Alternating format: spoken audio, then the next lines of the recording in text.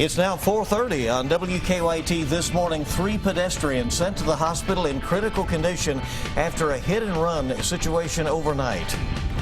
Hundreds of teenagers at a Louisville mall caused it to shut down. What police say they're doing to try to prevent this from happening again. And storms over the weekend caused tornadoes in Texas that killed at least 11 people, and it brought massive flooding to our area. We'll have the latest on WKYT this morning.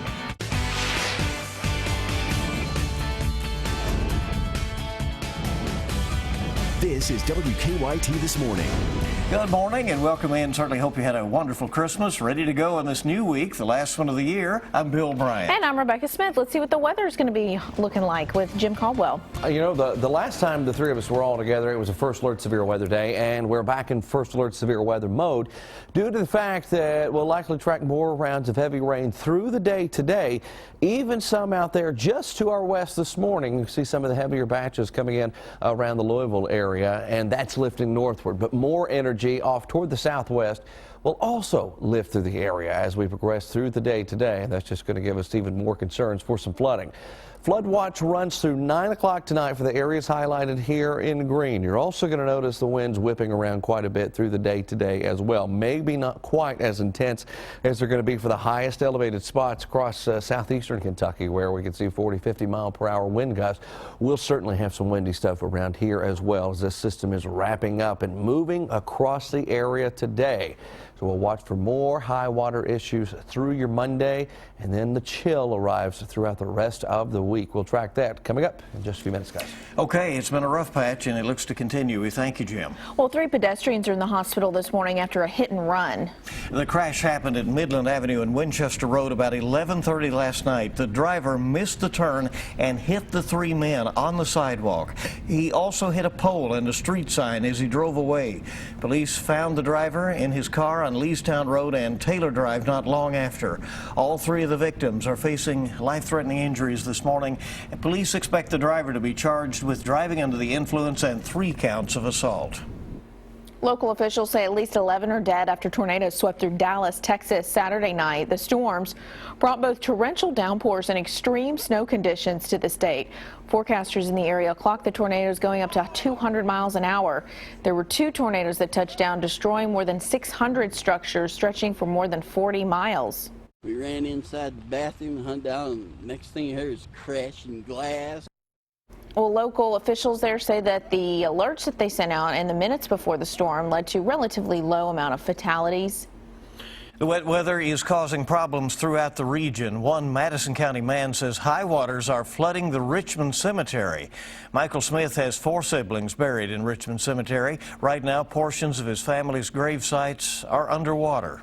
It's very heartbreaking. I mean, you know, just you want to come see your brothers and sisters and your loved ones that's passed away, and you can't walk up to the grave and see them. Smith has spent decades visiting his family's plots in the cemetery. He says he started noticing the problem with flooding a few years ago. A family is spending the end of their year mourning victims of a crash in Magoffin County. It left 4 dead and 2 young children in the hospital. WKYT's Caitlin Sentner spoke to one of the family members. Danny had already made up, him and Sandy ahead of time, cookies for the children to come and decorate. It was the day before Christmas and family was headed home for the holiday. So they had some good plans made. It didn't pan out. But while traveling through Floyd County, the Bauer family would be part of a 2-vehicle accident. Sandra Bauer, Andrea Bauer, and Sandra's granddaughter, Nevaeh, all died. Her daughter-in-law taken to the hospital with serious injuries.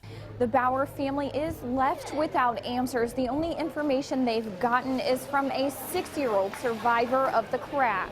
He said that they were on their way to Granny's house, and that his little sister had fell in his lap. I don't know, nobody knows what he meant by that. And he had told also that the men that had taken him out of the car. Bauer says it's hard to put into words what happened this week. Funeral arrangements have put an enormous financial burden on the family, but friends from both near and far have stepped in to help. It's just unreal. I mean, what the donations that he's receiving are going to help him so much.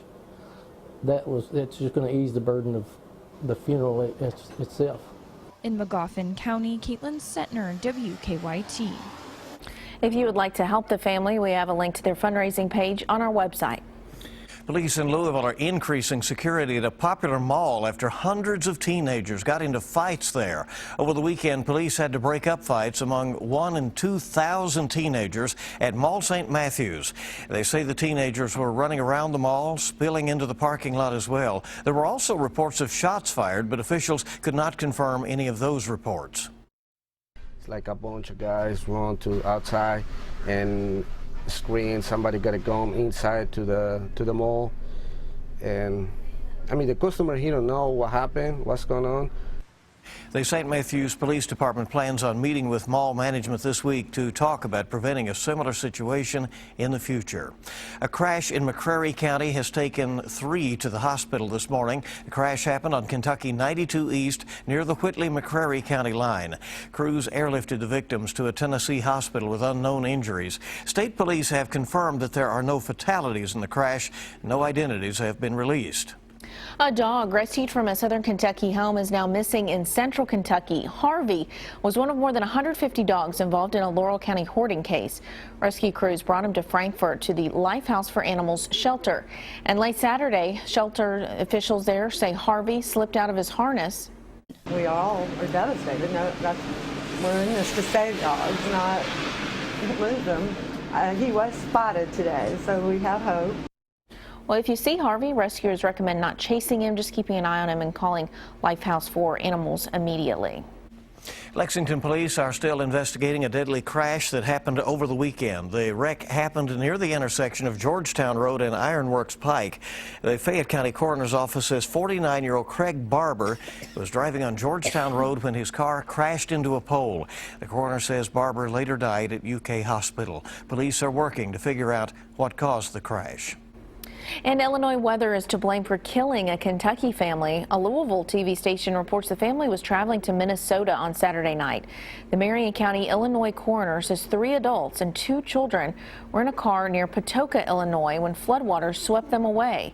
The family called 911 around 7:30, but firefighters could not find the car until 11. All 5 people died. The coroner has not released their names.